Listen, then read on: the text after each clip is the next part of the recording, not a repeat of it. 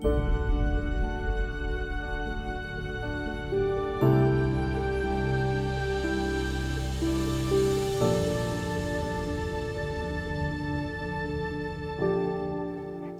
your life is easier said than done. For a start, you're up against existing habit, the worst of which is psychological avoidance. And the task of shifting from selfishness to non-selfishness is a mammoth undertaking. It can certainly be done, and we know exactly how, but there's been a long history of failure, as we'll soon be looking at in another film. It's definitely not a quick 100-metre sprint. Using the marathon analogy would even be optimistic. We prefer the title of AC/DC's song, It's a Long Way to the Top If You Want to Rock and Roll, to get the point across that you have to be in it for the long haul. Life's journey is rarely smooth, and it's likely your attempts at personal development will include bumpy times. You'll need help. We've got the key factor of never give up for good reason. It's essential. But a specific, simple reminder is also needed. Perspective and approach, our 15th key factor. When used in a timely manner, perspective and approach will help you through the tough times, getting you back on your feet. It's only a reminder, and we really questioned ourselves if it was sufficiently justified to qualify as a key factor. We confirmed it was, because it can ultimately make the difference between success and failure. Society doesn't exactly encourage excellence or going beyond existing limits, other than in certain areas such as sport and technological development. So you might not get much support. And, as most who are interested in changing themselves are just messing around, getting nowhere fast, you're not going to get any encouragement from those people either. It's much easier to give up and join in with the crowd than it is to be just, fearing not, and be true to yourself. Perspective and approach is a two-pronged reminder. It's simple but effective once you understand how to use it. Please don't skip over this key factor, mistakenly thinking it doesn't apply to you. As success might depend on it, you'll need this knowledge somewhere in your mind, a tool ready to pull out and use at the right time. Perspective can mean different things, depending on what dream you have. You ask a simple question with a clear choice between two very different or opposing perspectives. Assuming your aim is to change your psychology, this means going back to the basic choice of selfishness or non-selfishness.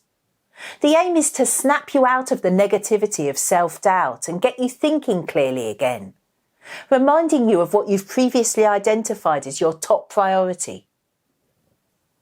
When you're being flooded with disruptive emotion, throwing you into turmoil, you should still have enough sense to see that selfishness is dysfunctional and a self-perpetuating mental trap. Non-selfishness is the way forward, a much, much better alternative. The choice between the two should be obvious, even if non-selfishness is a potential that has to be realised through lots of effort. On its own, this might not be enough of a reminder to get you back on track. This is where approach comes in, as a second additional wake-up call or reminder. Again, it comes down to a straightforward and clear-cut choice. I can or I can't. Hopefully, you've already learnt enough to see some kind of improvement in terms of capability. You've seen evidence that you can, even if you once gave in to I can't. Of course, it's not black and white, useless or capable. It's more a question of degree, step-by-step progress, learning. And Rome wasn't built in a day. Is the glass half empty or half full? This boils down to perspective. There's exactly the same amount of water in the glass, whichever way you see it. The rest is just psychology. Mental perception is powerful, and you can fool or trick yourself if you're not careful through pre-existing bias, which is why going back to the start line, using perspective to re-examine the basics, can help restore a healthy outlook at times of negativity. Non-selfishness is massively better than selfishness, and I can should trump I can't every time. Once you remind yourself of this, then you're back into following the process, which is all about learning and demonstrating what you know. There's light at the end of the tunnel. The future, ultimately, no matter how far off, is significantly brighter. Regardless of any despondency, you always have the freedom of choice. The future is at least partly up to you in terms of what you contribute or not. We have to be part of the change we want to see happen. Leaving it to others is irresponsible, cowardly. Giving, service before self, makes us more. And this should be your bottom line. Do you want to be part of a solution or remain part of the problem? Selfishness or non-selfishness? I can or I can't? To be clear, our 16 key factors are unspecific. So you can adapt perspective to any situation, as I mentioned earlier, to significantly increase capability.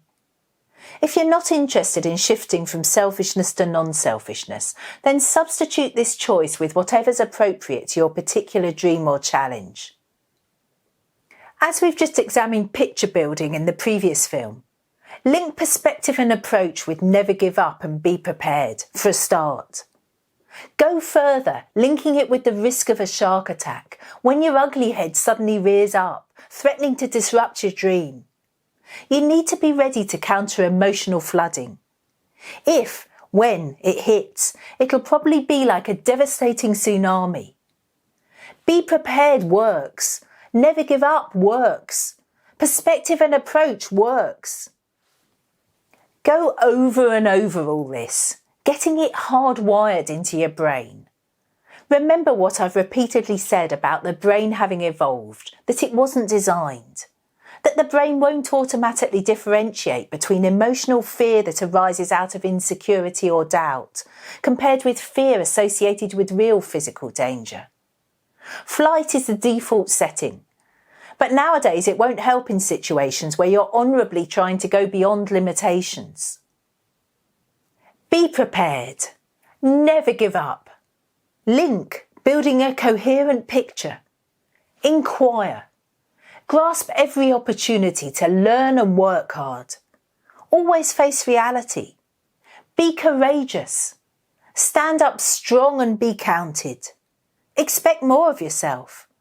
Know what's appropriate. Give. Don't be a hypocrite. Remember perspective and approach. KISS is a well-known acronym. It stands for Keep It Simple, Stupid, or Keep It Super Simple. KISS was first used in cutting-edge aeronautical engineering, but has also been adopted as a guiding principle in software development. Clever men, in particular, are known to overcomplicate, perhaps through excessive competitiveness. Yet most systems work best if they're kept as simple as possible, rather than being unnecessarily intricate. Simple is the ultimate sophistication. In design terminology, less is more. Emotion is the biggest threat to going beyond yourself. It's a showstopper. A killer of dreams. It'll fuck you up, dredging up all your past fears, disappointments, anxieties, insecurities. It'll unnecessarily complicate everything, sowing seeds of doubt that can rapidly grow into suffocating weeds if given misplaced attention. It's an imposter that will get in the way of the gentler quality of humility if ignored. So, if the shit hits the fan, turn to the simplicity of perspective and approach. Going back to the start line is applying KISS. Perspective and approach combine to act as a refresh button or switch. It's a tool to get you going again, back on track when you've been knocked off course. Life, selfishness, can be tough, horrible at times. Which is why change, non-selfishness, is much needed. We've got one more key factor to look at, scale. So that's up next. I'll see you again soon.